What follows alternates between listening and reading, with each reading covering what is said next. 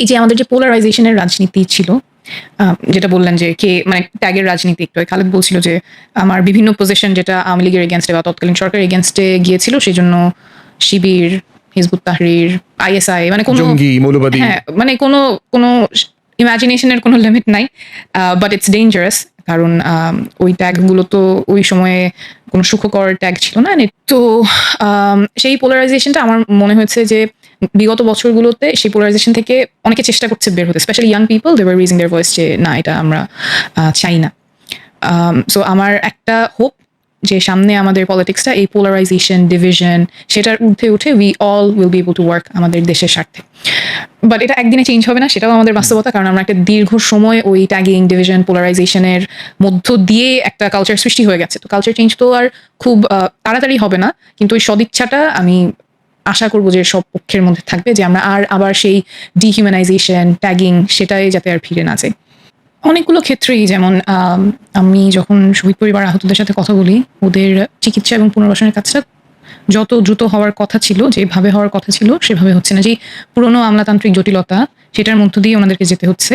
এবং আমার মনে হয় যে যেই কমিটমেন্টটা সরকারই দিয়েছে যে আমাদের শহীদ পরিবার এবং আহতদের জন্য আমরা ফাস্ট ট্র্যাক সার্ভিস দিব, প্রিমিয়াম সার্ভিস দিব, ওই কমিটমেন্টটা আছে, কিন্তু বাস্তবতাটা ভিন্ন। এবং বাস্তবতাটা বারবার তুলে ধরার পরেও সিস্টেমে কোনো চেঞ্জ না আসাটা হতাশাজনক। বিচারের ক্ষেত্রেও একই কথাই হচ্ছে। ওনারা কয়েকদিন আগেই একজন শহীদের মায়ের সাথে কথা হচ্ছিল, আমরা তো একজন খুব স্টার্ক একটা কথা বলেছেন যে উনি কি চান নতুন বাংলাদেশে। উনি বলছেন যে টাকায় তো আর মা ডাকে না, উনি চান যে ওনার ছেলে যে মারা গেছে সেটার বিচারটা যাতে হয়, কিন্তু উনি নিশ্চিত না সেটা হবে কিনা। এই অনিশ্চয়তা তো থাকার কথা না। সময় লাগবে অবশ্যই, বিচার তার নিজস্ব গতিতে চলবে, কিন্তু এই যে ওনারা ভরসা পাচ্ছেন না বা বুঝতে পারছেন না কতখানি বা আদৌ হবে কিনা। অভ্যুত্থানের পরে তো আমার অ্যাটলিস্ট মনে হয় যে খুব বড় ম্যান্ডেট ছিল বিচার নিশ্চিত করা, ওনাদের চিকিৎসা এবং পুনর্বাসনটা নিশ্চিত করা। সেই জায়গায় হতাশা আছে। ওই যে যেটা বললাম, কমিটমেন্ট আছে হাই লেভেলে, অলওয়েজ কমিটমেন্টের কথা আমি শুনেছি, কিন্তু বাস্তবতা যখন ওনাদের কাছে যাচ্ছি, ওনারা যখন হাসপাতালে যাচ্ছে, ওনারা জানেন না কার কাছে গেলে সেই সার্ভিসটা ওনারা পাবেন। ইভেন বিচারের ক্ষেত্রে কোথায় যাবেন, থানায় যাবেন, কোর্টে যাবেন, আইসিটিতে যাবেন, কোথায় যাবেন। এই যে আমাদের এটা আগের যে সিস্টেমটা যেখানে অনেকগুলো জটিলতার মধ্যে দিয়ে যেতে হয়, এবার আমাদের একটা সুযোগ ছিল হয়তো যেখানে আমরা এগুলি অ্যাটলিস্ট ওনাদের জন্য সিম্পলিফাই করবো, এবং এটা could have been a president for future as well. আসলে মানুষ সংস্কার বোঝে না, এটা আমার একবারও মনে হয় নাই। কারণ এটা খুব পরিষ্কার, কেউ চায় না যে তার বাসায় হঠাৎ করে পুলিশ চলে আসতে পারবে কোনো কারণ ছাড়া, জেলে ভরে নিতে পারবে কোনো কারণ ছাড়া, নির্যাতন করবে কোনো কারণ ছাড়া, কোনো রাষ্ট্রের কোনো এক্সপ্লেনেশন ছাড়া, কাউকে রাস্তা থেকে তুলে নিয়ে যেতে পারবে কোনো কারণ ছাড়া। এগুলো তো মানুষ নিজের চোখে দেখেছে, শুনেছে গত বছরগুলোতে। এইটার যে পরিবর্তন হওয়া দরকার, সেই ব্যাপারে আমি কারো দ্বিমত শুনি নাই। আমি মানে বাংলাদেশে অনেক আনাচে কানাচে গিয়েছি, মানুষের সাথে কথা বলেছি, কথা শুনেছি। তো এই যে চিন্তা যে মানুষ সংস্কার বোঝে না, এটা একটা অ্যাবস্ট্রাক্ট কনসেপ্ট, আমার কাছে একবারও মনে হয়নি। একটা মোটামুটি সংস্কারের কথা বললে নির্বাচন বিরোধী একটা চিন্তা আসে, অথবা আরেক দিকেও আছে যারা নির্বাচনের কথা বলছে মনে হচ্ছে তারা সংস্কার বিরোধী। এটা থেকে আমাদের একটু বের হয়ে আসলে ভালো হবে, কারণ এই যে ব্যবস্থাটার যে পরিবর্তন প্রয়োজন হবে, আমরা আমাদের ভাইয়ের নিরাপত্তা চাই, বোন যখন রাস্তায় যাচ্ছে নিরাপত্তা চাই, তাদেরকে হঠাৎ করে কেউ গুম করবে না, খুন করবে না। এই বিষয়ে তো কোনো দ্বিমত আসবে, এটা আমরা কেন চিন্তা করি আমি বুঝতে পারি না। এবং এই বিষয়ে specially after July and August, I would think যে everybody would have a consensus, এবং ওইটা যাতে না হয় সেজন্য আমরা সবাই একসাথে we would move forward and work together. সংস্কার বলতে আমরা সংস্কার হলে মানুষের জীবনে কোন জিনিসটা পরিবর্তন হবে। বিচার ব্যবস্থার সংস্কার তো ইটস এ ডিফিকাল্ট টার্ম, সেটা না বলে বিচার ব্যবস্থার সংস্কার বলতে কি বোঝায়? বোঝায় যে নিরপেক্ষ রাষ্ট্রের বিচার ব্যবস্থা নিরপেক্ষ থাকবে। ন্যায্য বিচার পেতে হলে আপনার টাকা থাকতে হবে, অথবা ক্ষমতায় থাকতে হবে, অথবা ক্ষমতায় কে আছে চেনা থাকতে হবে, এরকম বাংলাদেশ কি আমরা চাই? সেটা তো ব্যর্থ কণ্ঠেই মানুষ তখন বলে না, ওটা আমরা চাই না। এটাই তো আমাদের বিচার ব্যবস্থার সংস্কার। আমরা যে কঠিন কঠিন পয়েন্টগুলো বলছি, আলটিমেট রেজাল্ট তো এটাই আমরা চাই। সো এগুলো নিয়ে যখন কথা বলছি তখন we get the opinions of people, and that's how we are trying to form a consensus, যে আমরা বিচার ব্যবস্থার কারেন্ট প্রবলেমগুলো কি, ওনাদের জীবনে কি সমস্যা হিসেবে এটা আসে, এবং সমাধানটা আমরা কিভাবে চাচ্ছি। খুব নিটিমিটি পয়েন্টস পথসভায় না, কিন্তু আলটিমেট রেজাল্ট, আলটিমেট ইমপ্লিকেশন তার জীবনে কি হবে, সেটা নিয়ে আমরা কথা বলার চেষ্টা করেছি। এখন যে রিফর্মটা হবে সেটা তো পলিটিক্যাল পার্টিজ একটা ইম্পর্টেন্ট রোল প্লে করবে ইমপ্লিমেন্টেশনের ক্ষেত্রে। সো সেই কনসেনসাস তো দরকার হবে, এবং জনগণের কাছে যে একটু আগে আপনি বলছিলেন সংস্কারের বার্তাগুলো পৌঁছে দেয়া খুব সহজ ভাষায়, এটা তাদের জীবনে কি প্রভাব পড়বে, এটা তো অনেক বড় একটা দায় রাজনৈতিক দলগুলোর। তো সেখানে আমাদের নিজেদের মধ্যে তো বোঝাপড়ার প্রয়োজন, এবং জনগণের কাছে আমরা যখন যাচ্ছি আমরা কি বার্তা নিয়ে যাচ্ছি, কিভাবে তাদেরকে এই যাত্রায় ইনক্লুড করবো। কারণ অনেক লম্বা পথ তো জনগণকে এক্সক্লুড করে এই প্রসেসগুলো হয়েছে। তো সেইখানে তো আমাদের সবার একসাথে কাজ করতেই হবে, বোঝাপড়া থাকতে হবে, এবং মানুষকে ইনক্লুড করে কাজ করতে হবে। শুধু ঢাকা না, যেরকম বলছিলেন আমাদের বিভিন্ন বিভাগীয় শহর, জেলা শহর, এবং আমি যখন স্কুলগুলোতে যাচ্ছি, বাচ্চারা কিন্তু অনেক স্মার্ট, ওরা অনেক কিছু বুঝতে চায়। একদম ছোট্ট একটা মেয়ে, আমি একটা দোকানেও যে আমাদের সংস্কারের লিফলেট এবং কথা বলতে যখন যাচ্ছিলাম, ওদেরকে বলছে হ্যাঁ আমি তো ছাত্রদের দলকে চিনি, আমি আপনাকেও চিনি, আমি একটা ছবি তুলবো। তো ও জাস্ট ক্লাস 5-এ পড়ে, কিন্তু ওর চিন্তা আছে, ও বুঝতেছে। এবং এই মানুষগুলোকে আমরা রাজনীতি সচেতন করা, আমাদের সংবিধানে কি আছে, কোথায় কি সীমাবদ্ধতা আছে, কি পরিবর্তন আমরা চাই, এই ইনক্লুশনের মধ্যে তো আনতে হবে, ফ্রেমওয়ার্কের মধ্যে আনতে হবে। না হলে যেরকম আপনি বলছিলেন যে কিছুটা অ্যাপাথি চলে আসছিল গত 14-15 বছরে, কিছু ইভেন্ট যেগুলো অনেক হয়তো পপুলারাইজড হয়েছে, টেলিভাইজ হয়েছে, সেগুলো নিয়ে ইয়াং মানুষ কথা বলেছে, বাট সব কিছুতে বলে নাই।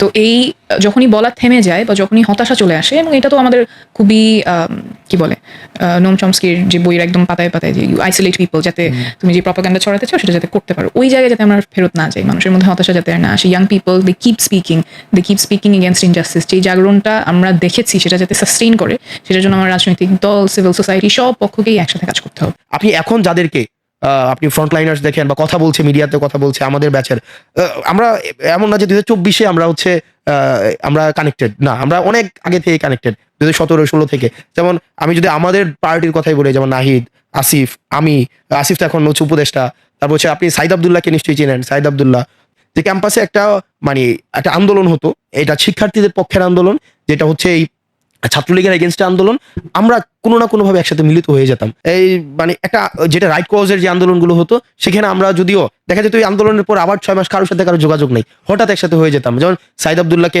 মোটামুটি সবাই চিনে এখন, সাইদ আবদুল্লাহ, সার্জিসে যদিও আমাদের সার্জিস সায়েন্স ফ্যাকাল্টিতে ছিল, আমি আর্টস ফ্যাকাল্টিতে ছিলাম, আমাদের আসলে মিউচুয়াল একসাথে হওয়ার কোনো গ্রাউন্ড ছিল না, ডিবেটিং ক্লাব ছাড়া, কিন্তু আমরা দেখা যেত আন্দোলনগুলোতে একসাথে হয়ে যেতাম।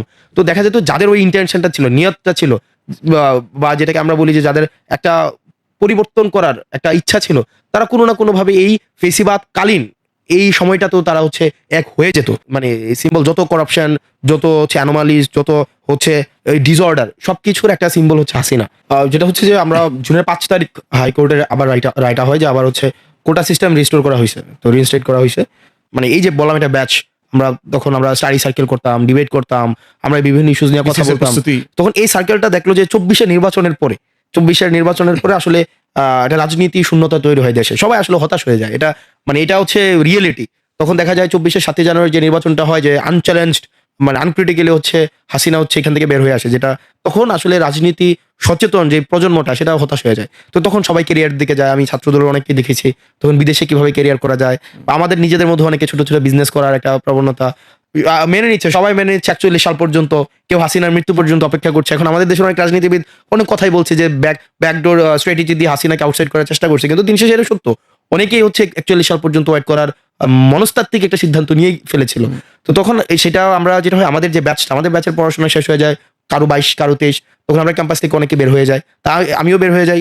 তো তখন আমি বিসিএস এর প্রস্তুতি নিচ্ছিলাম, নাহিদ কিছু একটা গুছানোর চেষ্টা করছে, আসিফ নিজের একটা লেখালেখির জায়গা বা একটা পত্রিকা দাঁড় করানোর চেষ্টা করছে, সাথে সাথে অ্যাক্টিভিজম তো আছেই।